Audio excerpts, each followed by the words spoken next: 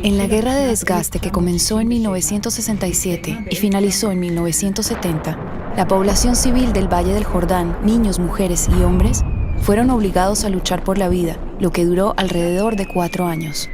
Las poblaciones fronterizas, kibutz, asentamientos cooperativos y pueblos en desarrollo en la frontera con Jordania tuvieron que afrontar campos minados, intensos bombardeos, lanzamientos de raquetas e infiltraciones de terroristas, cuyas intenciones eran atacar bienes y personas. Fue una época de tensión ininterrumpida que afectó a todos los campos de la vida.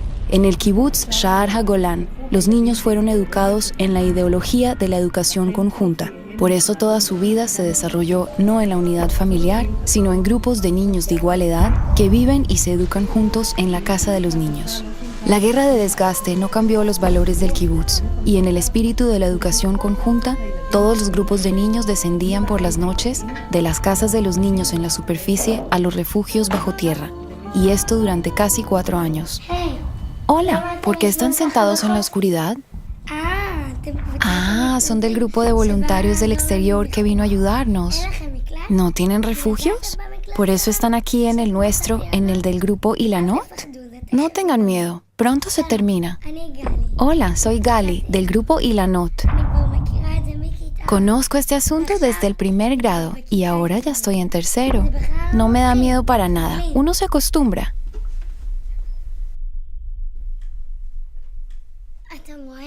Ven, aquí dormimos todas las noches.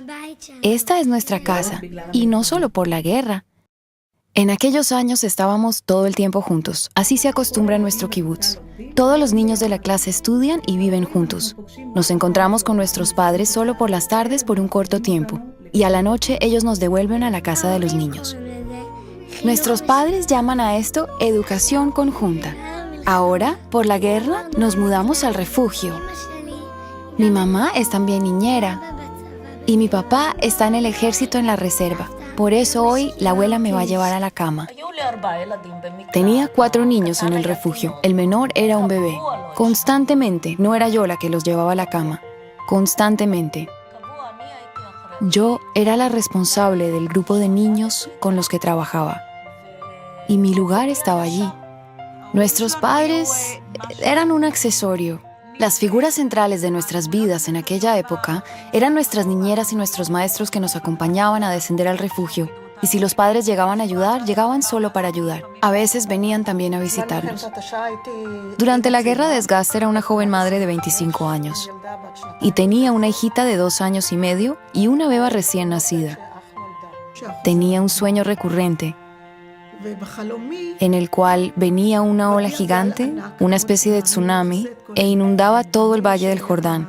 Y yo, que mis habilidades natatorias tienden a 0, me veía obligada a decidir hacia quién nado primero, hacia Inbal, que está en uno de los refugios, o hacia Sharon, que está en el otro. Imagina ahora cada uno de los niños en la casa de sus padres, los 4. Y los padres comienzan a correr con los 4. ¿Hacia dónde correr primero? Desde el punto de vista de la organización, así vivíamos, así estábamos organizados, así se desarrollaban nuestras vidas durante las horas de tensión.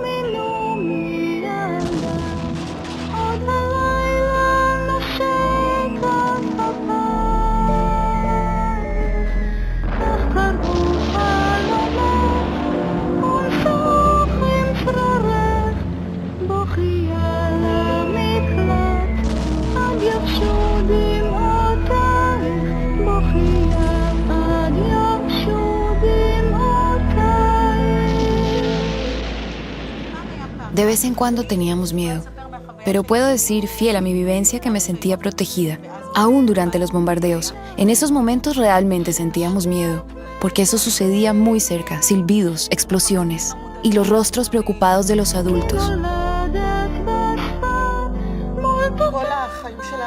Nuestra vida toda giraba en torno de advertencias y las alarmas. Debíamos ocuparnos todo el tiempo de preparar a los niños propios y también a aquellos con los que trabajábamos para todo posible evento. Para que estén tranquilos y no sientan miedo y que se angustien lo menos posible.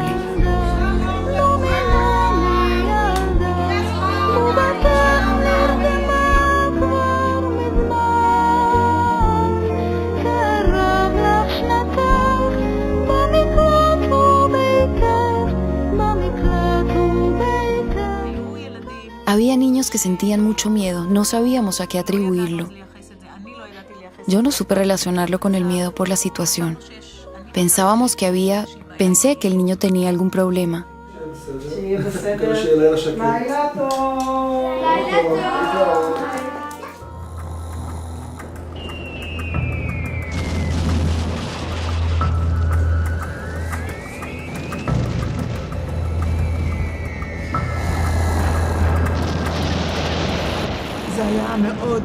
Era muy, pero muy difícil para todos nosotros, angustiante.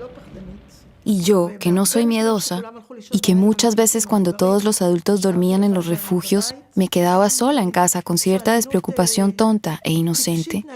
No sé cómo llamarlo, pero en realidad la angustia sí existía, sí se manifestaba, de muchas otras formas. Sentía que nos cuidaban, que ellos saben. Esa era la sensación, que estamos protegidos.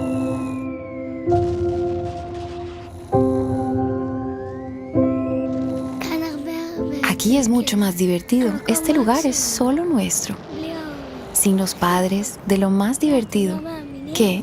¿No me creen? Es cierto que siempre está aquí el guardia de turno que nos molesta.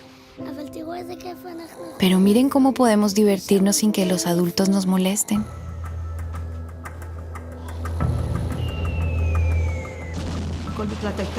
En cada refugio había un aparato, una especie de parlante. Y cuando los niños lloraban, lo escuchaban inmediatamente. Con los más pequeños, la cuidadora permanecía dentro del refugio. También los padres dormían en el refugio turnándose, porque la cuidadora no estaba en todos los refugios. Y eso para difundir en los niños seguridad y tranquilidad. Yo pasé el tiempo con los niños en los refugios. Si hacía falta, dormía con ellos por las noches. Todas las noches que hacía falta, dormía con ellos en la misma cucheta. Con mis niños. O sea que si algún niño se hacía pipí, por supuesto me mojaba yo también.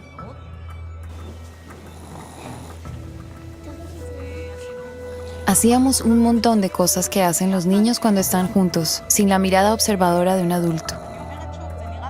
Y repito, nos parece anormal. Y hoy cuando lo pienso, digo, en realidad, el hombre vive como se le enseña, y quizás la comprensión llega más tarde.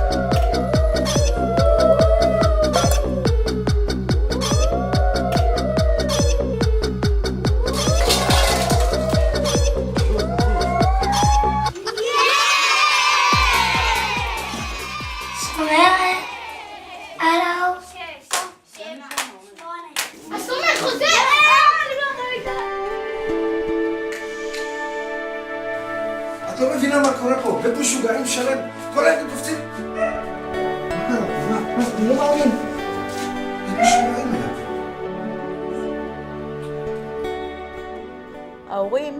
Los padres, en ese entonces, no nos hablaban de sentimientos. Mis padres no lo hacían. No sabía qué sabían ellos y qué no. No compartía con ellos lo que pasaba por mi mente. Pero sí compartíamos el uno con el otro. ¿No les dije que es divertido? ¿Quieren salir? ¿Qué? ¿No quieren salir? Si prometen no contarle a nadie, les mostraré mi escondite secreto. ¿Prometido? Perfecto. Síganme.